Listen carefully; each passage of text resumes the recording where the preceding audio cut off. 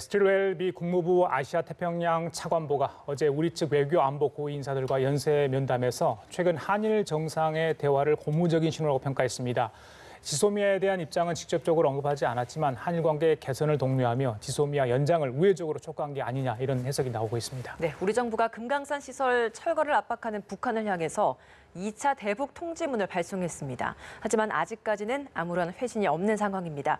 대신에 한미 연합 공중훈련을 비난했는데요. 이 내용들 김용현 동국대 북한학과 교수, 신범철 아산정책연구원 안보통일센터장과 함께 짚어보겠습니다. 예, 어서 오세요. 안녕하십니까? 예, 안녕하세요. 예. 저희들이 며칠째 이 스틸웰 차관보의 방안에 관련해서 소식을 전해드렸습니다. 어제 이제 그제 왔지만 어제 이제 공식적인 일정을 했죠. 외교부, 국방부 또 청와대 방문해서 고위 인사들을 잇따라 만났습니다. 네. 스틸웰 차관보 위상이 대단한 것 같아요. 이렇게 뭐 다 만날 수 있는 것도 하루에 그것도 대단한데 일단 방한 목적이 중요하잖아요. 행보를 보면 어떤 내용을 이야기하려고 왔다고 일단 보십니까? 우선은 지소미아 문제가 지금 목전에 와 있습니다. 23일이 이제 종료가 되기 때문에 그 전에 미국은 이 문제를 원상복귀를 시키고 싶다. 이것이 지금 스틸웰 차관보의 방안의 최대 목적인 것 같습니다. 그래서 모든 역량을 여기에 지금 쏟아부으면서 우리 측에 지금 정부 당국자뿐만 아니라 지금 여야 국회의원들도 좀 만나는 것 같고요. 전체적으로 여론을 좀 돌리겠다 이런 의지인데요.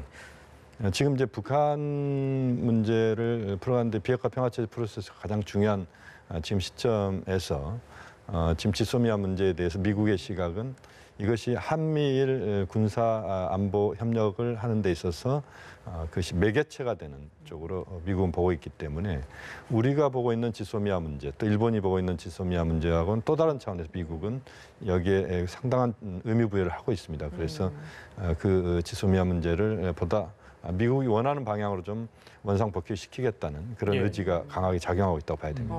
근데 어제 생각보다는 그 부분에 대해서 직접적인 철회를 요구하는 언급은 없었다고 하는데 그럼 이건 왜 그런 거라고 보세요? 저는 이제 공식적인 멘트는 그렇게 나왔을지 모르겠지만 비공식적인 대화의 많은 부분에서는 지소미아 문제를 포함한 지금의 한반도 문제 또 실무회담을 포함한 북핵 문제 전반적인 것들을 많은 이야기를 했을 거라고 봅니다. 예, 센터장님, 뭐 기자들에게는 환상적인 논의를 했다 이렇게까지는 했는데 어떤 의미인지 잘 모르겠어요. 청와대에서는 아마 지소미아에 관련된 언급을 했고 또 외교부 강경화 장관을 만났을 때는 안 했다 이런 이야기가 있던데 어떻게 해석을 해야 됩니까? 이 멘트에 대해서는? 사실 조금 미묘한 문제인데요. 만약에 정말 강경화 장관에게 지소미아 문제를 이야기하지 않았다면 미국 입장에서는 지소미아 종료 결정이 외교부의 결정이 아니라 청와대의 결정이다. 따라서 청와대만 설득하면 된다. 그런 취지였을 거라고 보고요.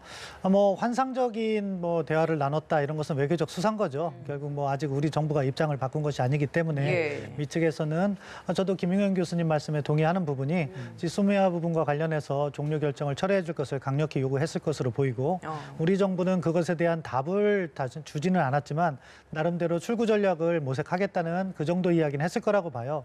왜냐하면 그 전에 문재인 대통령께서 이낙연 총리를 통해서 아베 총리에게 친서를 전달하거나 이번에 다자회의 계기에 따로 이렇게 이야기를 한 거는 우리 정부 나름대로 이게 출구 전략을 고민하고 있다. 그런 것을 갖다가 시사했다고 보고 그런 과정의 노력을 스틸웰 차관보에게 이야기했고 그렇기 때문에 스틸웰 차관보는 문재인 대통령과 아베 총리의 만남이 상당히 긍정적이라고 평가를 했고 이번 대화가 환상적이다 이야기한 거라고 생각합니다.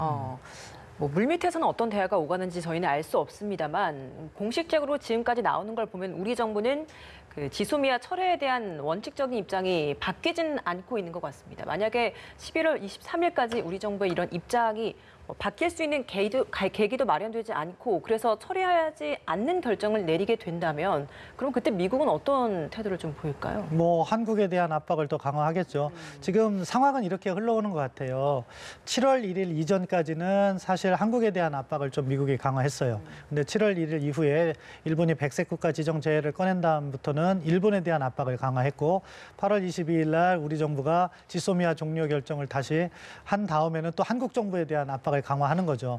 동시에 이제 미국의 기본 입장은 가능하면 한미일 안보 협력을 이어가고 싶으니까 한일 당사자가 이 문제를 풀어라 하는 것이 기본 입장인 거예요. 왜냐하면 미국이 관여했는데 압박으로 비춰지면은 곤란하고 또 미국이 관여하면 반드시 풀려야 됩니다. 근데 만약에 안 풀리면 미국의 영향력이 상실됐다 이런 평가도 나올 수 있기 때문에 그렇기 때문에 미국이 직접 이 문제에 관여하지 않는 모습을 보이려고 노력한다고 보는데요. 예. 물밑에서는 강도 높은 압박이 이어지고 있는 것으로 보이고 그런데 한국 정부가 끝내 그 목소리를 듣지 않는다 하면은 여러 가지 차원에서 미국의 압박 수단이 있겠죠. 뭐 가장 대표적인 게 북핵 문제 아니겠습니까? 지금 한국 정부가 완전히 대화에서 배제되어 있는데 어디를 통해서 이야기를 듣겠습니까? 지금 미국을 통해서 이야기를 듣는데 그 부분만 미국이 이야기를 늦춰도 우리 정부로서는 상당히 부담이 된다. 따라서 이런 부분을 우리 정부도 알고 있기 때문에 나름 출구 전략을 모색하는 방법을 보이는데 근본적인 어려움이 있어요. 무엇이냐? 일본이 백색 국가 지정 제어를 11월 22일까지 약속할 가능성이 저는 낮다고 봅니다. 그렇다면 이 문제를 어떻게 극복할 수 있는가에 대한 창의적인 해법이 있어야 되는 거죠. 그걸 위해서 아마 고위급 협의체를 논의하고 있는 것 같은데 그게 가동이 된다고 하면은 사실은 패키지 딜로 풀어야 될 것 같아요. 지소미아 종료와 백색 국가 지정 제외 그리고 그것에 대해서 일본이 요구하고 있는 강제징용 문제가 한꺼번에 어느 정도 답을 구해지는 것이 올바른 해법이 아닐까 싶습니다. 예, 교수님. 한 2주 정도 남았잖아요. 네네. 그 미국의 압력을 가한다 하더라도 저희들이 아까 청와대 입장 변하지 않는 상황에서 네. 자, 일본이 수출 규제했기 때문에 우리가 지소미아 효력 정지 그런 결정을 하게 된 거다. 그러면 일본 쪽에도 오히려 미국에서 압력을 넣어서 수출 규제 철회를 좀 해달라고 요구를 하면 어떠냐. 계속해서 저희들은 그런 얘기를 할 수밖에 없을 것 같은데 그 부분은 어떻게? 물론 그렇습니다. 지금 이제 말씀하신 대로 미국이 그야말로 공평하게 우리 측에만 압력을 가할 게 아니고 일본 측에도 똑같이 압력을 가해야 됩니다. 그러면서 이제 문제를 풀어가야 된다. 이게 이제 우리 국민의 정서이기도 하고 그렇습니다. 그런데 이번에 보면 또 제임스 스튜어트 방위비 협상 담당 이제 수석 대표죠. 미국 측 수석 대표가 예고 없이 거의 똑같은 시간대에 한국을 왔습니다. 그러니까 이제 동아시아 차관부와 같이 거의 왔는데 저는 이게 우연의 일치는 아닐 거라고 보고요. 전체적으로 지금 방위비 분담금 관련된 부분을 미국이 이제 세게 지금 부르고 있지 않습니까? 이것과 지소미아 부분도 미국은 좀 연계시켜서 우리 측을 압박하는 것 아닌가 하는 그런 느낌도 있습니다. 그러니까 우리에 대해서 지소미아를 우리가 유연성을 발휘를 하게 한다면 방위비 분담 관련돼서 미국도 유연성을 좀 발휘할 수도 있다는 뭐 그런 이야기가 제 개인적인 추측입니다만 뭐 그런 이야기들도 나올 수도 있을 것 같고 또 역으로 한국이 지소미아나 이 부분에서 강한 입장을 계속 유지한다면 미국은 방위 분담 관련돼서 계속 그 강경 입장을 그러니까 뭐 지금 막 거의 뭐 6조 뭐 이런 이야기가 나오고 있는데 뭐 그 정도까지도 갈 수 있다. 이걸 계속 강조하는 것은 좀 미국이 우리 측과의 여러 가지 지금의 문제를 풀어가는 데 있어서 약간 전술적 자원의 행보가 아닌가 하는 뭐 그런 느낌도 좀 갖는 부분이 있습니다. 예, 방위비 분담금 협상을 지소미아 뭐 이런 배제 철회 이 문제와 함께 연관지어서 지금 협상을 하려는 것이다 말씀을 해주셨는데 말씀하신 것처럼 미국 측 수석 대표가 예고도 없이 이렇게 방한을 했단 말이에요. 이런 경우가 극히 드문 상황 아니겠습니까? 예, 드문 편이라고 생각하는데 저는 외교적으로 있을 수 있다고 생각합니다. 왜냐하면은 지금 스티렐 차관보하고 동급이라고 하면은 상당히 이례적인 거라고 볼 수 있어요. 예고 없이 오는 건. 그런데 스티렐 차관보하고 드와트 대표는 동급이 아닙니다. 드와트가 온 것은 스티렐을 보좌하기 위해서 왔다 이렇게 보면 될 것 같고요. 스티렐이 더 고위직이기 때문에 지금 스티렐이 현재 한미 안보 현안과 관련해서 미 측의 메시지를 우리 정부에 전하려 한다. 그것은 핵심적인 거는 지소미아와 방위비 분담이다. 그런데 방위비 분담은요. 지소미아는 쉬워요. 한국의 종료 결정을 철회하면 되는 문제인데 방위비 분담 협상은 협상의 구체적인 내용이라든가 항목 같은 거를 알아야지 이야기를 할 수가 있는 거죠. 그렇죠. 그렇기 때문에 그것을 보좌하기 위해서 왔다고 보고요. 만약에 동격인 그러니까 국방부의 뭐 랜디 슈라이버 동아태 차관보가 같이 왔다 그러면은 이례적인 건데 이건 아주 이례적이지 않다고 보고요. 그리고 일각에서는 이러한 지소미아와 방위비 분담금 협상을 연계해서 풀어가려고 하는 것이 아니냐. 미국의 그런 입장을 추정하는데 저는 그렇게 보진 않습니다. 뭐 제가 지난주 일주일 동안 미국에서 미국 행정부 인사와 학자들 다 만났는데요. 연계해서 이야기하는 사람은 없고 다만 미국으로서는 지금 방위비 분담금 협상과 관련해서는 세계적인 모델을 만들려고 하는 것 같아요. 그렇기 때문에 우리가 참 불리한 위치에 서 있다. 왜냐하면 올해 우리하고의 협상이 끝나면 다음엔 일본하고 협상하고 그다음에 나토하고 협상이 이어집니다. 그렇기 때문에 한국한테 가장 높은 비율을 받아내면 그거를 가지고 일본과 유럽에 똑같이 적용하려고 키우려고 하는 것 같아요.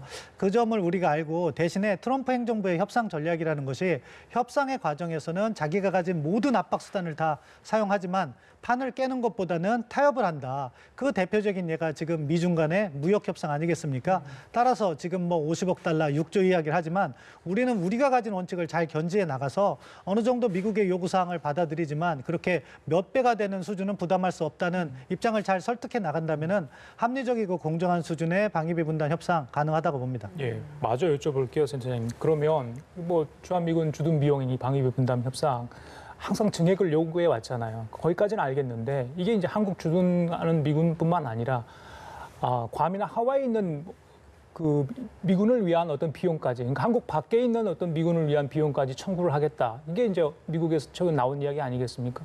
그건 저희들이 정말 감당하기 힘든 건 내용인데 왜 이렇게까지 요구를 하는 겁니까? 액수를 키우려고 하는 거예요. 그럼 협상의 유리한 국면을 그렇죠. 가져가기 위한 그냥 예. 카드일 뿐입니다. 이렇게 보시면 될 것 같아요. 재작년 기준으로 그러니까 주한미군의 총 소요되는 비용은 한 40억 달러 내외예요. 그런데 미국이 50억 달러를 불렀잖아요. 그럼 그 10억 달러를 이제 해외에서 그러니까 한반도 이외에서의 비용을 청구를 하는 거죠. 논리는 그렇습니다. 예를 들어서 괌에서 B-52기가 전개되면은 그게 전개되는 비용 자체는 100억 정도밖에 되지 않을 거예요. 그런데 그 B-52를 운용하는 비용이 있잖아요. 그 일부를 갖다가 한국이나 일본에게 전가시키려 하는 게 미국의 지금 새로운 셈법인 것 같아요. 그럼 자기들이 운용하는 비용이 줄어들 거잖아요. 그렇기 때문에 전략자산 전개 비용을 우리가 생각하는 단순 이렇게 전개되는 소요 비용이 아니라 평시에 운영하는 그런 비용까지도 포함시키려고 하는 게 지금 미국의 셈법이다. 이렇게 보시면 될 것 같고요. 예. 그 부분은 우리가 논리적으로 잘 이렇게 대응하면 되는 것이 뭐냐. 지금 이 방위비 분담금 특별협정이라는 건요. 주한미군 주둔에서 발생하는 비용을 이렇게 커버하는 거예요. 그게 소파, 주둔군 지휘협정, 크게는 한미 상호방위 조약에 기반한 거거든요. 따라서 그 원칙을 견지하면 우리가 낼 수 있는 비용이 아닌 거죠. 따라서 그런 것이 필요하면 그것은 새로운 특별협정을 만든든지 다른 절차에 의해서 천천히 하자. 이번은 소파 규정대로 하자. 예. 이 원칙을 하면 이미 10억 달러 벌써 깎을 수 있는 것이고요. 그리고 미군 인건비까지도 포함됐는데 그거는 미국 내부적으로도 계산 셈법이 복잡해요. 자기들의 인건비를 남에게 요구할 수 있는가 하는 또 다른 문제가 있기 때문에 그것도 해결하면은요. 이 방위비 분담금 협상은요. 20억 달러 전후에서 합리적인 논의가 이루어질 수밖에 없다. 그러니까 우리가 너무 지금 미국이 과도하게 요구하는 것에 대해서 흔들릴 필요 없다고 생각합니다. 예, 하나하나 다 반박을 해 나가면서 이런 것들을 좀 삭감해 나가야 되는 이런 상황이다 보니까 과연 올해 안에 이걸 협상해낼 수 있겠는가 이것도 네. 궁금합니다. 그러니까 지금 이제 우리가 하나 착각하지 말아야 될 예. 것은 이미 방위비가 우리에게 청구가 된 상태에서 우리가 접근하는 게 아니고 원래 방위비는 거의 뭐 1조 정도를 조금 상회한 것이었습니다. 예. 분담금이. 예. 근데 이걸 이제 5조 이상을 늘리겠다고 하는 미국의 입장인 것이고 우리가 하나하나 깎아가는 것이 아니고 기본적으로 미국이 갖고 있는 생각 또는 미국이 갖고 있는 전술적인 협상 전술적인 부분들에서 우리가 대응을 잘해낸다면 그 자체를 미국이 요구하는 수준 자체를 낮출 수 있는 우리가 깎는다는 측면보다는 미국이 요구하는 것을 낮게 만드는 예. 이 작업이 필요한 것이고요. 예. 올해 안에 협상이 가능하겠습니까? 뭐 저는 지금 이제 이 협상이 아까 신범철 박사께서 이야기했지만 예. 한국의 협상이 다른 국가들 일본이나 또는 독일 주둔 협상이랄지 이런 것들에 다 영향을 줄 수밖에 없는 그런 것이기 때문에 저는 협상은 이루어질 가능성이 현재로서 높다고 봅니다.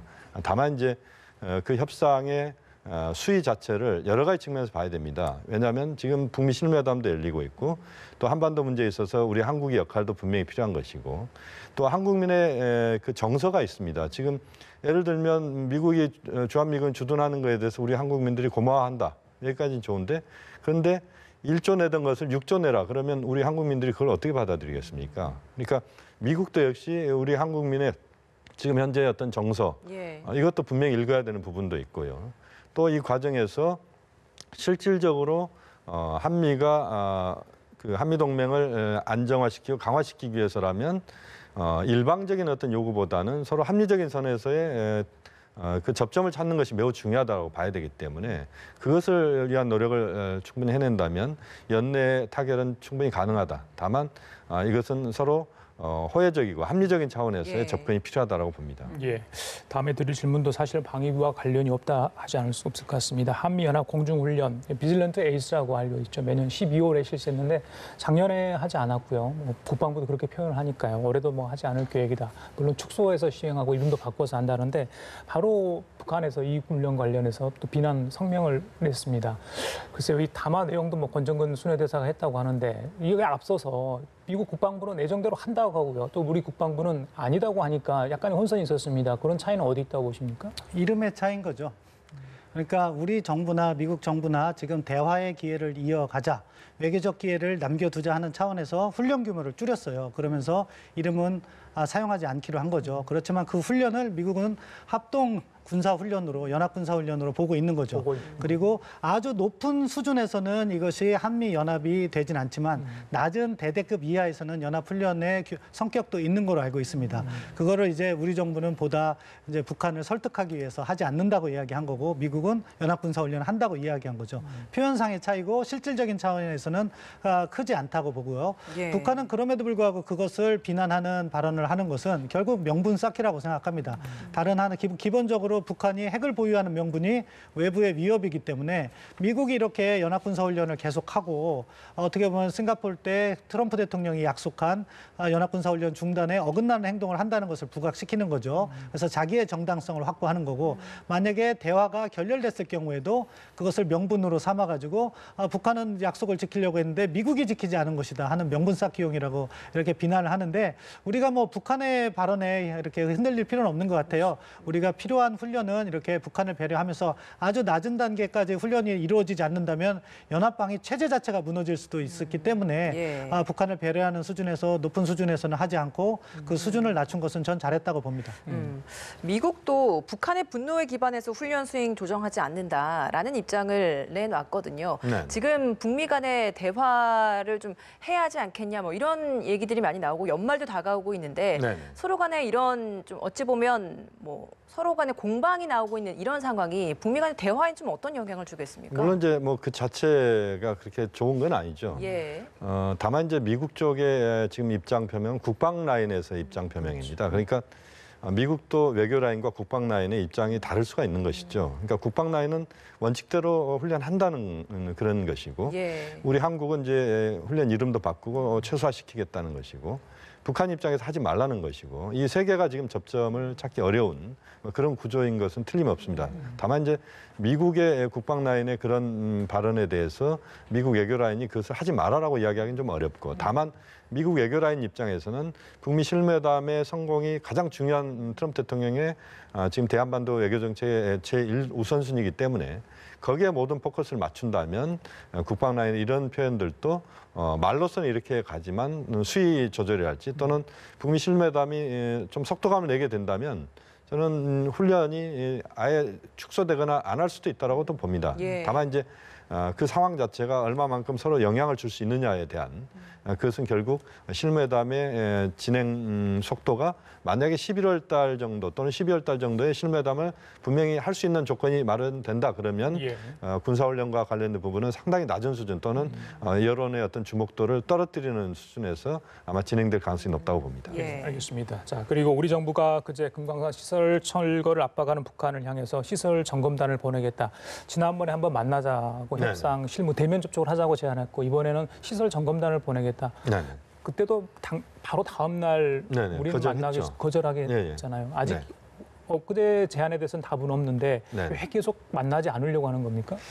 역시 이제 북한 입장에서 또 우리 입장에서의 차이는 분명히 있습니다. 우리는 우선 만나서 이야기를 통해서 철거는 철거대로 하되 예. 그 다음에 금강산을 보다 활성화시킬 수 있는 방법들을 모색하자. 예. 제재하에 있다면 그 제재하에서 우리가 할 수 있는 최소한의 것들, 예를 들어 개별 관광이랄지 또는 이산가스 상봉을 집중적으로 한달지 사회문화 교류를 그쪽에서 집중적으로 해서 사실상의 금강산을 다시 재개방하는 쪽으로 가자. 이게 이제 김현철 통일부 장관의 입장인 것 같습니다. 예. 또 이제 북한의 입장 같은 경우는 만나는 것 자체를 지금은 하지 않지만 그러나 남측의 관광객들을 안 받고는 사실 금강산은 발전할 수가 없거든요. 그래서 금강산에 남측 관광객이 오는 것을 막지는 않겠다. 예. 그러면서도 우선 철거하는데 그 문서로서만 협의하자 이런 정도는 결국 금강산 관광과 관련된 부분뿐만 아니라 지금 이제 실무회담을 포함한 전반적인 한반도 정세와 관련돼서 북측은 남측과는 지금 뭔가 협의를 해서 뭔가를 내놓기보다는 미국 쪽에 집중하겠다. 선미 후남에 우선 입장을 보이는 것이고 또 그 과정에서 남측이 좀 더 적극적으로 나올 때 그 정도 수준에서 어느 시점에 북측이 그러면 만남 정도는 하자라고 하는 이야기를 저는 북측도 할 수는 있다고 보는데 그게 지금 시점이 될 것인지 아니면 좀 더 무르기가 될 것인지는 좀 판단하기 어렵지만 어쨌든 북측도 금강산 관광을 아예 남측과 안 할 생각이 아니라면 저는 북측도 지금 정도에서는 철거를 위한 만남 정도는 일단 시작을 하고 그러면서 조금 여유를 좀 갖는 알겠습니다. 그런 노력을 해야 된다고 봅니다. 북한의 좀 대답을 좀 저희가 기다려봐야 될 것 같습니다. 다른 이야기 좀 해보겠습니다. 어제 국방정보본부장이 국감에서 북한이 ICBM에 대해서 이동식 발사 차량에서 쏘려고 시도를 했는데 이걸 실패했다라는 이야기를 해놨습니다. 근데 사실 얼마 전에 이런 것과 관련한 분석과는 좀 다소 좀 차이가 있는 이런 발표 내용이어서 이걸 저희가 좀 어떻게 받아들여야 되는 것인지 그리고 이날 실패했다라고 말한 이 ICBM이 도대체 언제 어떤 기종에 대한 것을 의미하는 것인지 이것도 좀 명확하지 않아서 궁금합니다. 두 번째 질문부터 답을 드리면 그런 건 정부가 발표를 해야지 알죠. 저도 모릅니다. 언제 실패했는지는. 그리고 정부 내에서 이렇게 발언이 혼선을 잘못 이루는 것은 국가안보실에서 정책조정 기능이 부족해서 그렇다. 사실은 그런 이슈들이 있을 때 뭐 각각의 생각이 다를 수가 있기 때문에 그것을 국가안보실에서 모여가지고 이 사안에 대해서는 어떠한 이야기를 정부가 이야기하자. 정리된 발언이 나야지 국민들께서 혼선을 안 빚는데 그 부분이 부족하다는 거예요. 원인을 설명드리면 사실 9월 달에 있는 문재인 대통령의 폭스뉴스 인터뷰였나요? 거기부터 시작됩니다.